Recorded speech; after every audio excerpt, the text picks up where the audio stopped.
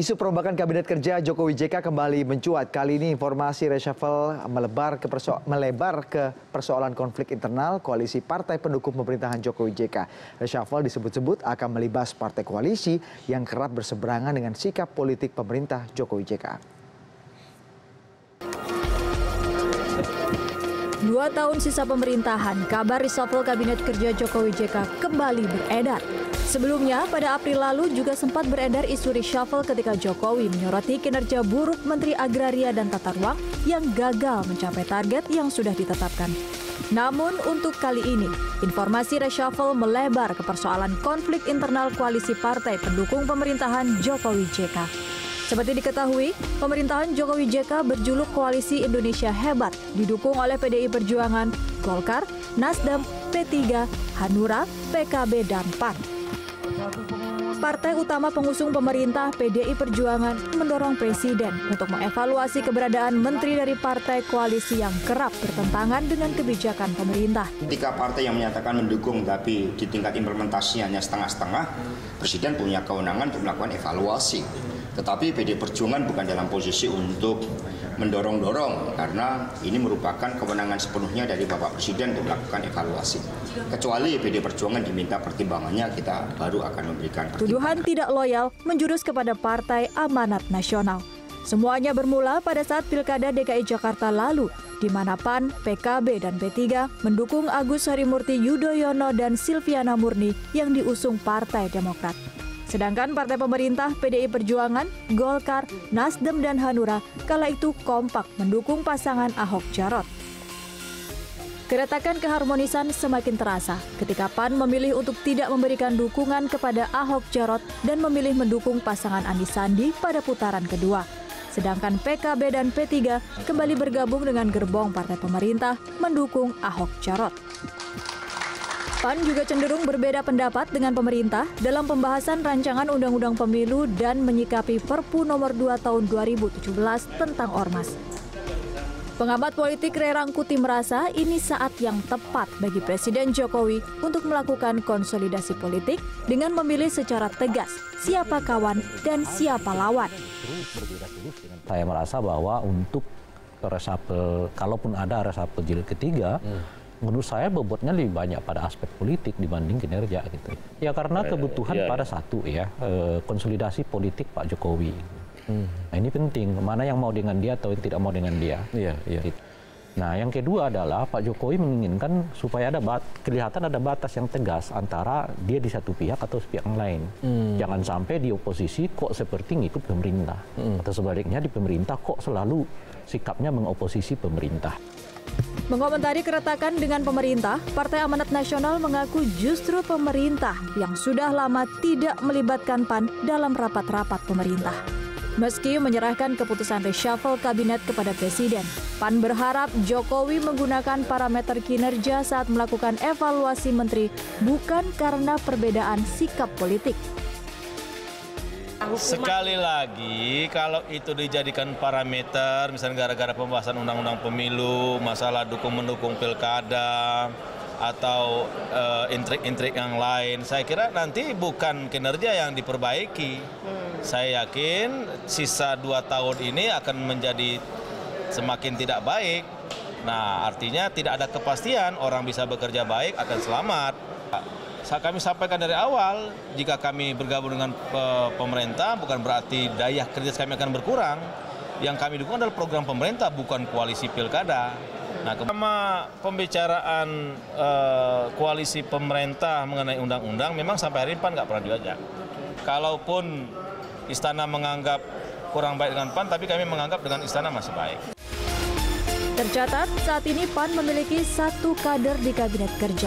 Asman Abnur menjabat sebagai Menteri Pendayagunaan Aparatur Negara dan Reformasi Birokrasi menggantikan Yudi Krisnandi saat reshuffle kabinet kedua pada 27 Juli 2016. Suci Banjin, CNN Indonesia. Keputusan Presiden Republik Indonesia. Wacana perombakan kabinet kembali mencuat. Salah satu poin yang menjadi catatan adalah bagaimana mengevaluasi kesetiaan dan loyalitas partai politik koalisi pendukung pemerintah. Disinilah perdebatan kemudian dimulai. Apa saja indikasi loyal dan tidak loyalnya partai koalisi kepada pemerintah? Untuk mengulasnya pada malam hari ini sudah bersama saya Mas Edi Suparno, Sekretaris Jenderal Partai Amanat Nasional. Terima kasih Mas Edi sudah datang malam hari ini. Kemudian masih menemani saya, tidak pernah bosan, ada Bang Philips J. Vermonte, Direktur Eksekutif CSIS. Terima kasih Bang Philips masih bersama kami. Oke, dan kami juga mencoba untuk menghubungi partai-partai lain yang bergabung dengan koalisi pemerintah Jokowi JK, salah satunya dari PD Perjuangan yang minggu ini aktif mengkritik Partai Amanat Nasional ya. Tapi hingga saat ini belum ada fungsionaris atau pimpinan Partai Demokrasi Indonesia Perjuangan yang bisa bergabung dalam diskusi kita malam hari ini. Saya akan ke Mas Edi dulu. Mas Edi, PAN menjadi topik pembicaraan hangat nih kalau begitu ada isu reshuffle kabinet, kemudian orang akan membicarakan partai-partai mana nih yang quote-unquote nih punya dosa-dosa paling banyak ke pemerintah, dan kemudian orang menunjuk PAN. Bagaimana kemudian PAN melihat situasi ini dan melihat kritik-kritik dari banyak orang ini? Saya pikir pertama kita lihat dalam konteks yang lebih luas ya. Pertama, PAN itu secara komitmen itu sangat konsisten mendukung pemerintah. Legislasi kita dukung, ya, APBN kita ketok bersama-sama. Kemudian ketika pemerintah mengusulkan misalkan saja Kapolri, kita dukung usulan tersebut. Bahkan undang-undang tax amnesty yang awalnya sedikit alot, ya kita dukung sepenuhnya. Jadi dari segi konsistensi, komitmen kita rasanya tetap tinggi. Ya. Tetapi memang untuk hal-hal tertentu kita harus menyatakan pendapat kita. Bukan berarti kita serta-merta menolak atau menyatakan tidak setuju, tetapi kita harus menyatakan pendapat. Misalkan saja dalam yang sekarang ini sedang sedikit diramaikan adalah mengenai Perpu Ormas, Perpu nomor 2 tahun 2017. Sikap PAN sendiri gimana Mas Edi? Sikapan kita itu adalah pertama kita menghendaki pendalaman lebih lanjut terhadap Perpu itu. Sesungguhnya itu begitu. Jadi alangkah idealnya jika memang partai-partai pendukung pemerintah ini ya dikumpulkan untuk diajak dialog dulu dari awal, sehingga kita mendalami perubahan-perubahan yang ada di dalam Perpu tersebut, karena memang ada beberapa hal yang menyisakan pertanyaan terhadap Perpu tersebut. Nah itu pertama. Terus kedua juga kita dianggap tidak kooperatif terkait RUU Pemilu gitu misalnya ya. Padahal itu salah satu juga dikritisi banyak orang. Padahal tidak demikian gitu. PAN termasuk yang sangat kooperatif. Bahkan kalau dilihat wish listnya PAN itu sangat sedikit yang masih belum terakomodir, dan itu sangat bisa dicapai konsensusnya ketika kita bisa duduk bersama di dalam sebuah ruang dialog yang lebih besar antara partai-partai koalisi pemerintah. Hingga saat ini perbedaan mendasarnya apa di presidential threshold masih? Presidential threshold sesungguhnya tidak menjadi persoalan mendasar bagi PAN. Gitu. Jadi bagi kita mungkin lebih kepada pembagian sisa suara, ya kuota hare atau pemilihan yang lain. Tetapi bagi kita presidential threshold tidak menjadi isu esensial. Oke, jika PAN merasa memang selama ini konsisten mendukung Presiden Jokowi meskipun menterinya hanya kebagian satu gitu, masih satu mau dua tapi tetap konsisten karena sudah masuk kabinet. Tapi ada beberapa menteri, kemudian ada juga pimpinan partai khususnya PDI Perjuangan yang beberapa waktu terakhir cukup keras mengkritik PAN. Boleh kita lihat, tampilkan beberapa pernyataannya beberapa orang, salah satunya adalah Sekjen PDI Perjuangan Hasto Kristianto. Mungkin bisa ditampilkan quote-nya. Ya, kita masih menunggu. Nampaknya PAN ini menjadi salah satu yang dikritik karena banyak sebenarnya dianggap bahwa selama ini harusnya mendukung full pemerintah. Ini kata Hasto Kristianto, Sekjen PDI Perjuangan, ketika partai menyatakan mendukung, tapi di tingkat implementasi justru bersifat setengah-setengah. Presiden punya kewenangan untuk melakukan evaluasi, tapi PDIP bukan dalam posisi untuk mendorong-dorong, karena ini kewenangan sepenuhnya dari Pak Presiden untuk melakukan evaluasi, kecuali PDIP dimintai pertimbangan terkait evaluasi, tentu akan memberikan pertimbangan. Partai menyatakan mendukung, tapi di tingkat implementasi selalu setengah-setengah, ini kata Mas Hasto. Kita lihat lagi pernyataan Mas Hasto, Presiden memerlukan dukungan kabinet yang solid, memerlukan dukungan kabinet yang betul-betul profesional, dan memerlukan komitmen parpol yang sudah menyatakan dukungan kepada pemerintah. Sikap inilah yang dipegang Pak Jokowi, sehingga proses evaluasi adalah hal yang wajar. Kita lihat pernyataan berikutnya. Ini dari Menteri Dalam Negeri Cahyokumolo. Koalisi pemerintah harusnya semua keputusan politik bisa dilaksanakan, diamankan, dan diperjuangkan bersama. Tapi tidak ditinggal lari sendiri di tengah jalan. Harusnya mengedepankan kepentingan pemerintah, masyarakat, bangsa, negara dalam membangun sistem yang konsisten. Kita lihat adalah pernyataan lainnya dari Menteri Dalam Negeri. Tidak elok berkoalisi tapi menikam dari belakang. Yang saya sampaikan tidak pada masalah RUU Pemilu saja, tapi berkoalisi dalam konteks yang lebih luas, apalagi koalisi politik dalam pemerintahan. Pan merasa pernyataan-pernyataan yang cukup agak menyindir itu ditujukan ke PAN nggak, Mas Edi? Saya tidak tahu, beliau-beliau ini paling tahu, tetapi menurut saya PAN dari awal sudah mengatakan bahwa sebelumnya ini partai-partai koalisi ini selalu ada ruang dialog yang dilakukan bersama-sama dengan Presiden. Dan itu pertemuan dilakukan secara teratur dan berkala. Nah, tetapi sudah beberapa lama ini tidak pernah dilakukan. Oleh karena itu kami pernah mengusulkan agar pertemuan-pertemuan itu diadakan kembali. Sehingga isu-isu yang akan dibahas di dalam tatanan yang lebih formal itu sudah bisa dibahas terlebih dahulu di antara koalisi partai pendukung. Jadi tidak pernah itu ya meninggalkan Presiden dari belakang, kemudian menikam dari belakang, kalau keputusan pemerintah tidak didukung di implementasinya seperti itu. Kalau kita sudah ada komitmen di antara para partai pendukung pemerintah, kemudian di dalam tahapan implementasi kita kemudian berbelok, yaitu boleh dikatakan menikam. Tetapi rasanya karena belum pernah ada pembahasan sebelumnya, jadi kita tetap pada sikap bahwa kita konsisten dan tidak pernah ada upaya untuk menggagalkan upaya untuk mendukung pemerintah. Apalagi kata Pak Cahyo menikam dari belakang itu nggak ada dalam sama sekali tidak kamusnya PAN ya. Kita sangat beretika dalam berpolitik lah, tidak ada seperti itu. Benar nggak Mas Edi, kalau PAN itu jarang diajak bicara dengan Presiden atau koalisi-koalisi lain untuk merumuskan hal-hal yang akan diputuskan pemerintah? Kalau dengan Presiden, saya kira Ketua Umum Pak Zulkifli Hasan sering diajak diskusi oleh Presiden. Tetapi yang itu sudah saya sampaikan, forum untuk pembahasan dialog di antara partai-partai pendukung pemerintah ini, yaitu perlu diadakan dan perlu dilakukan secara berkala. Oke, saya akan ke Bang Philips. Kenapa sih Bang kemudian menjelang reshuffle kabinet ini yang kita nggak tahu kapan, kayaknya hanya seperti supir baja ya, hanya Tuhan dan dia yang tahu gini, seperti itu, hanya Presiden dan juga Tuhan yang tahu kapan reshuffle kabinet akan berlangsung.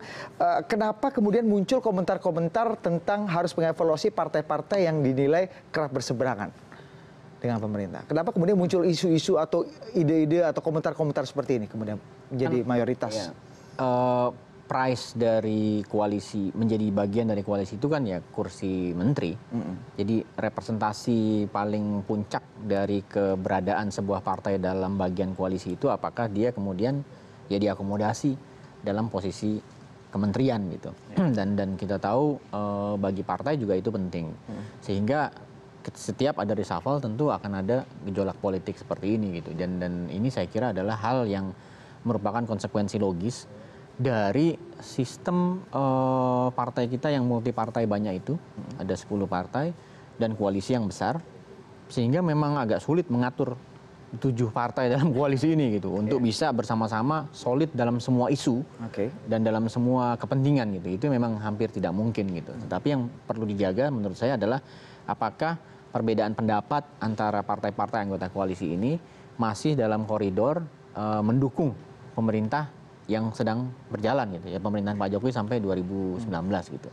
Dan kalau kita lihat mungkin kritikan dari PDIP, karena pada beberapa hal isu yang buat PDIP itu sangat ideologis, kemudian yang dilakukan oleh PAN adalah sebaliknya kan kira-kira gitu. Misalnya yang tadi disampaikan Pilkada Jakarta buat PDIP itu mungkin sesuatu yang sangat fundamental, karena dulu Pak Jokowi adalah gubernur Jakarta, itu ibaratnya semacam benteng PDIP gitu. Tapi kemudian PAN memilih untuk mendukung pasangan calon Anies dan Sandi waktu itu gitu. Dan mungkin buat PDIP itu menimbulkan persoalan. Dan kemudian mungkin juga soal RUU Pemilu, walaupun tadi sudah disampaikan oleh Mas Edi, buat PDIP mungkin itu juga soal yang krusial sekali terkait banyak hal. Tapi tadi disampaikan sebetulnya buat PAN yang paling krusial itu yang paling krusial adalah bagaimana penghitungan sisa suara. Kalau yang bukan di presiden threshold ya. Bukan, yang lain-lain bisa dinegosiasikan. Lalu soal Perpu Ormas buat PDIP saya juga bisa paham itu soal ideologis juga gitu.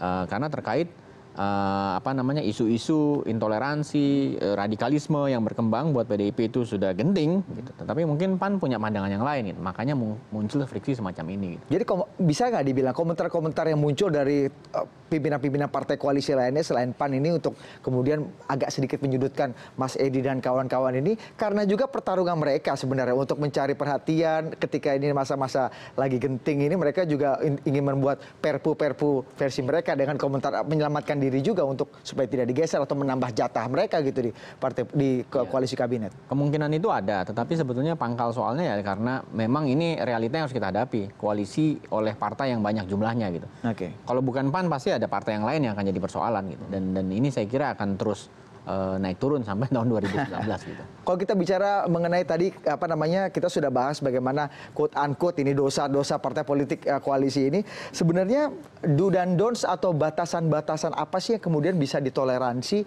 oleh sebuah pemerintahan atau koalisi orang-orang atau pemerintah atau partai-partai yang memutuskan untuk berkoalisi dengan pemerintah, meskipun mereka itu mengatakan itu kritik atau bagian dari demokrasi berbeda dengan pemerintah, tapi batas-batas mana yang bisa ditoleransi sih, Bang Philips?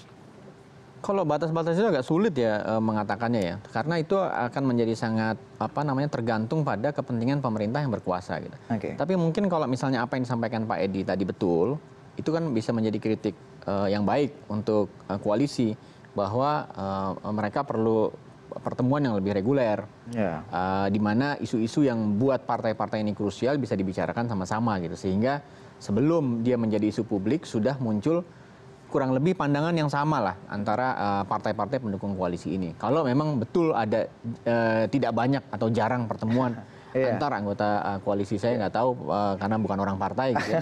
Tapi kalau memang itu belum terjadi, sebaiknya itu harus dilakukan. Tapi kalau apa yang dilakukan PAN selama ini dengan beberapa perbedaan-perbedaan tadi, menurut Anda cukup menyusahkan presiden atau memang masih dalam batas yang oke lah, ini bagian dari kritik yang sehat lah, sama-sama sehat saling mengkritik gitu?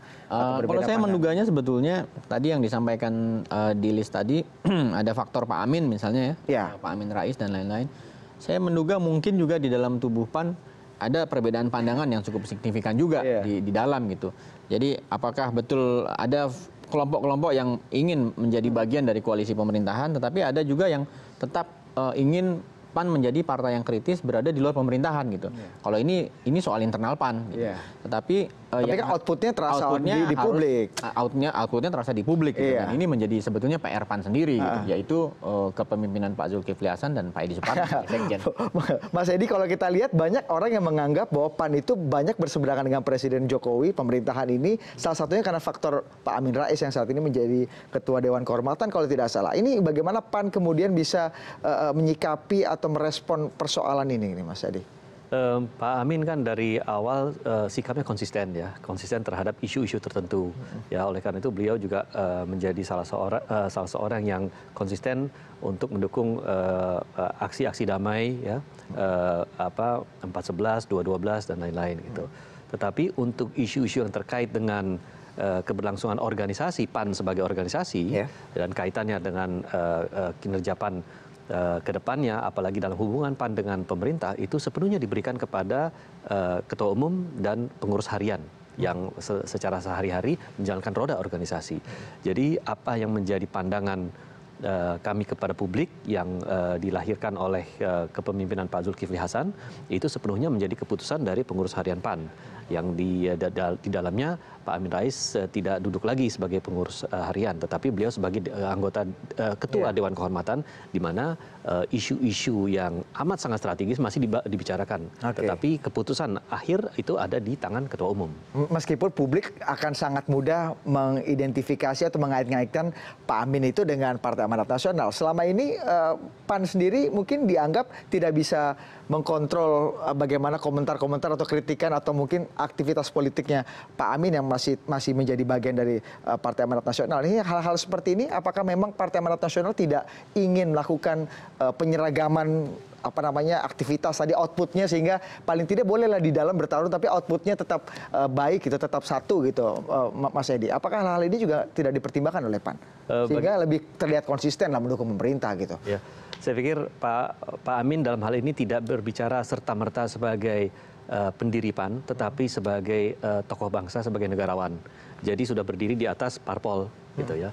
Sehingga dalam hal ini kami merasa bahwa PAN tetap pada sikapnya yang diputuskan oleh Ketua Umum dan pengurus harian, tetapi Pak Amin ketika berbicara itu sudah berada di atas partai-partai politik yang ada. Jadi memang kepentingannya adalah kepentingan sebagai seorang negarawan untuk berbicara.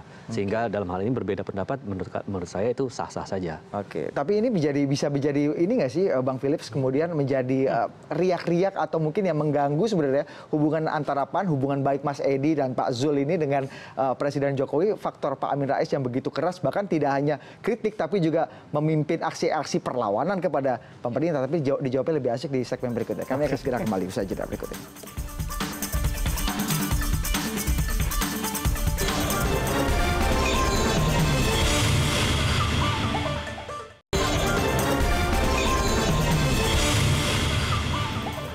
Kita masih membahas agak sulit kalau Mas Edi mengatakan bahwa sebenarnya Pak Amin Rais itu tidak merepresentasikan PAN, tapi publik melihatnya Amin Rais adalah bagian yang inherent dari Partai Amanat Nasional sehingga banyak yang menganggap bahwa PAN menjadi salah satu quote-unquote benalu atau riak-riak lah di sepatunya Presiden Jokowi. Gimana melihatnya? Apakah PAN memang nggak bisa mengkontrol salah seorang kader utamanya ini?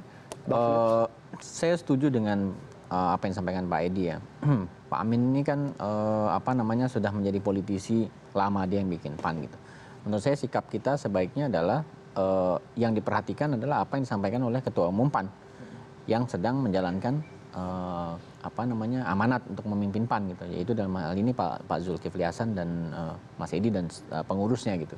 Ya berarti mungkin ya Pak Zulkifli Hasan yang harus lebih vokal juga untuk menyampaikan posisi PAN dalam isu-isu yang karena misalnya ketika Pak Amin Rais bersuara vokal tidak ada bantahan dari Mas Edi ataupun Pak Zul untuk mengcounter atau membantah apa yang dikatakan kader utamanya itu, salah satu kader pentingnya itu. Betul, makanya ya, dan itu juga tugas media kan. Kalau ada Pak Amin ngomong ya kejar Pak Zulkifli Hasan. Sehingga bisa kelihatan sebetulnya posisi formal PAN bagaimana dalam isu-isu itu gitu, dan sehingga bisa dibedakan antara pandangan Pak Amin sebagai warga negara biasa dan pandangan formal PAN sebagai partai politik pendukung pemerintah gitu. Tapi mungkin memang dari sisi PAN sendiri dinamika internal itu harus diselesaikan di dalam juga gitu. Kalau misalnya ada suara-suara yang betul-betul berseberangan dengan ketua umum, berarti itu menandakan ada soal-soal yang belum selesai di dalam PAN gitu. Dan ini, tapi itu sebetulnya wajar aja dalam semua partai politik pasti ada hal-hal demikian. Tapi kan kalau kita lihat bertarungnya di dalam, bukan outputnya, kita tidak pernah tahu apa yang terjadi di dalam, tapi outputnya kan satu. Ini kan hal yang berbeda.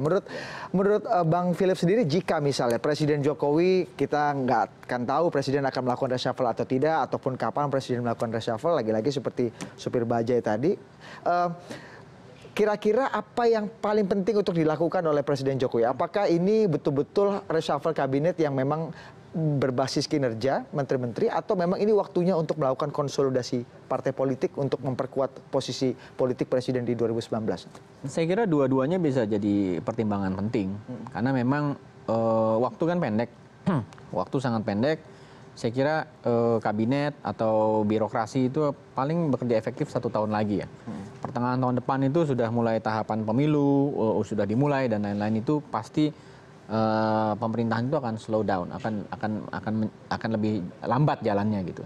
Dan kalau berarti dilakukan reshuffle kali ini, itu harus terukur tujuan apa yang ingin dicapai, tujuan politiknya atau tujuan kinerja gitu. Karena buat Pak Jokowi misalnya sangat penting untuk mewujudkan janji-janji kampanyenya tahun 2014 gitu, karena dia akan dievaluasi masyarakat nanti tahun 2019. Orang akan melihat rekam jejaknya itu tadi Bang ya. Betul, dan itu berarti di bidang-bidang tertentu mungkin kalau memang Pak Jokowi merasa belum maksimal, padahal itu adalah fokus dari apa yang pernah dijanjikan, reshuffle tentu bisa dilakukan gitu kan. Fokus di bidang infrastruktur, pendidikan, kesehatan, maritim dan lain-lain gitu. Itu mungkin bisa menjadi pertimbangan Pak Jokowi gitu. Dengan kondisi ekonomi politik sosial seperti saat ini, dengan target-target Presiden tadi yang banyak belum tuntas, seberapa mendesak sebenarnya Presiden harus melakukan reshuffle kabinet? Itu Pak Jokowi yang tahu ya. Ya, menurut Anda dengan kondisi sekarang, itu tentu prerogatif Presiden, tapi dengan kondisi sekarang tadi kalau kita lihat ada partai-partai yang dinilai kerap berseberangan, kemudian kinerja menteri-menteri juga banyak yang minus. Ada seberapa genting, seberapa penting dan seberapa mendesak Presiden? Saya rasa penting untuk mempercepat semua proses-proses pembangunan. Karena yang tadi waktunya paling cuma setahun lagi gitu. Karena itu menteri-menteri yang yang menurut Pak Jokowi belum maksimal, belum bisa bekerja cepat, ya mungkin itu yang akan penting untuk dievaluasi gitu. Apalagi soalnya bukan cuma terkait persoalan domestik, di luar kita ada banyak persoalan juga gitu. Ada soal terorisme, ada soal radikalisme, ada soal perubahan iklim, ada soal kepemimpinan dunia yang nggak jelas, Amerika yang sedang disorientasi seperti sekarang, dan mencari warna barunya dia. Ada banyak soal yang membutuhkan visi kepemimpinan yang kuat gitu dari Pak Jokowi, bukan hanya urusan ke dalam tapi juga urusan keluar, dan itu penting. Tetapi yang paling terutama menurut saya adalah bagaimana Pak Jokowi menuntaskan janji-janji pembangunan yang sudah disampaikan waktu tahun 2014, karena itu yang akan paling kelihatan oleh masyarakat di tahun 2019 nanti. Oke, message PAN sendiri jelang-jelang, kalau kita bilang ini jelang-jelang reshuffle kabinet misalnya itu nanti ada, message PAN sendiri apa kemudian yang perlu di-highlight jelang-jelang reshuffle atau isu-isu reshuffle seperti ini, Mas Edi? Ya kembali lagi ya, reshuffle itu merupakan kedaulatan presiden, dan kita hormati hak prerogatif presiden terhadap kabinetnya. Tetapi memang kalau kita berbasis kinerja, alhamdulillah menteri yang ditempatkan PAN dalam kabinet itu memiliki kinerja yang prima. Dalam artian bahwa beliau bisa deliver apa yang telah diamanatkan baginya, dan sekarang hasilnya pun sudah terasa. Meskipun Pak Asman Abnur baru menjabat 1 tahun dalam kapasitasnya sebagai menteri. Nah, jadi kami berharap bahwa evaluasi yang akan dilakukan Presiden, dan saya percaya bahwa Pak Presiden akan secara arif dan bijaksana melakukan evaluasi terhadap menteri-menterinya dalam hal terjadi reshuffle, itu akan berbasis bobot terbesarnya adalah berbasis kinerja. Memang ada pertimbangan politis saya rasa, tetapi kembali lagi kita akan melihat hasil yang akan dicapai kabinet ini di akhir masa jabatannya di tahun 2019. Sehingga itulah menjadi tolak ukur untuk melakukan reshuffle yang akan datang. Sehingga ya memang harus berbasis kinerja, harus performance driven, harus result driven. Bagaimana nanti hasilnya bisa tercapai dengan komposisi misalkan menteri-menteri yang baru. PAN akan tetap mengkritik, PAN akan tetap berseberangan dalam banyak isu dengan pemerintah apa enggak, Mas Edi? Dalam kedepannya nih, setelah banyak dikritik orang nih. Gini, kita kalau kembali melihat sejarah 2 tahun yang lalu, ketika pemerintahan Pak Jokowi JK ini masih menderita defisit suara di parlemen, PAN itu ketika itu masih sebagai penghuni rumah KMP, kita menyeberang mendukung pemerintah. Ya, kita betul-betul mendukung pemerintah. Itu suatu move yang sangat berani ketika itu. Meskipun belum dapat akomodasi politik sama apa-apa. Tidak apa-apa. Bahkan kita juga berisiko ketika itu terisolasi dari teman-teman KMP. Gitu. Itu kita ambil. Oleh karena itu kita dari awal sudah menunjukkan konsistensi kita. Ya, jadi pandangan kita tidak akan berubah karena kita sudah komit sampai tahun 2019 kita tetap akan dukung pemerintahan Pak Jokowi JK ini. Jadi sampai dengan 2019 saya pikir kita sebagai partai tetap komit untuk mendukung, tetapi sebagai teman dan sahabat yang baik kita juga perlu mengingatkan dan memberikan masukan-masukan yang sifatnya mendukung kewibawaan pemerintah ini agar mereka bisa melaksanakan programnya secara baik. Termasuk salah satu tadi hal yang perlu digarisbawahi adalah komunikasi yang dijalin antara presiden dengan partai-partai koalisi harus semakin diperkuat ya Mas Edi ya, supaya hal-hal yang berseberangan atau dianggap berseberangan ini tidak terjadi lagi. Komunikasi ini menjadi amat penting nggak sih Bang Philips? Kalau tadi kita lihat Mas Edi beberapa kali meng-highlight masalah komunikasi, nggak pernah diajak ngomong, nggak pernah diajak bicara. Terakhir, saya kira ya penting karena ada 7 partai yang harus di-maintain gitu, dan dengan kepentingan yang berbeda-beda gitu, dan itu hanya bisa diselesaikan kalau memang ada pembicaraan pada isu-isu yang krusial. Walaupun sebetulnya ketika menjadi bagian koalisi itu juga harus sudah menyadari bahwa ada garis yang yang sudah bisa diduga gitu. Kemana Pak Jokowi atau PDIP itu akan mengarah gitu. Sehingga ada hal-hal juga memang yang tidak perlu juga dikomunikasikan secara verbal gitu, tetapi gesture gitu ya. Signal itu udah harus ditangkap oleh oleh partai-partai yang anggota koalisi. Nah, ini belum menurut Anda? Dan saya kira ini yang terjadi nih, signalnya lari yang sini lari ke sana yang tapi itu bisa diselesaikan dengan cara lebih banyak membangun komunikasi antar anggota koalisi partai. Apalagi kalau kita lihat kan harusnya visi menteri itu tidak ada hanya visi presiden, itu mewakili visi semua menteri. Anda lihat terutama menteri-menteri dari partai koalisi. Terakhir sekali Bang Philips, sudah bisa menangkap dalam hal menteri saya kira memang nggak ada masalah. Ini kan soalnya adalah bagaimana sikap partai di DPR terhadap isu yang disampaikan pemerintah gitu, RUU Pemilu dan Perpu Ormas misalnya. Menteri-menteri sendiri seperti Pak Asman misalnya sudah bisa sesuai dengan apa yang dijadikan visi presiden. Oke, kita akan lihat bagaimana angin politik ini membawa. Mudah-mudahan tidak ada gonjang-ganjing yang begitu serius, Mas Edi, dan juga ya mudah-mudahan PAN sendiri masih tetap solid untuk bisa mendukung pemerintah ya. Terima kasih Mas Edi, terima kasih Bang Philips atas perbincangannya malam hari ini. Rangkuman fokus bahasan kami malam hari ini akan segera hadir, tetaplah bersama kami.